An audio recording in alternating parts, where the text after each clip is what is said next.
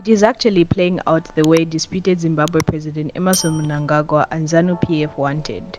Vehemently deny in public that SADC has successfully ordered fresh elections in Zimbabwe, but clearly gearing up for the ordered fresh elections. Welcome back to Zim News Live YTS, where we'll give you latest updates about what's transpiring in Zimbabwe. Before you go any further, don't forget to like, subscribe, and turn on the notification bell so that you don't miss any updates. In this part of Zimbabwe, ZANU PF supporters are all but ready for fresh elections in Zimbabwe.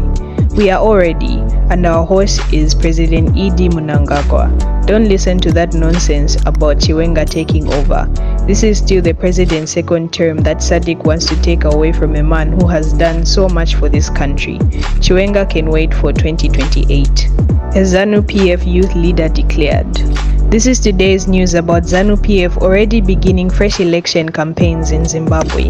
Let us know what you think in the comment section down below, and don't forget to like, subscribe, and turn on the notification bell so that you don't miss any updates from our channel.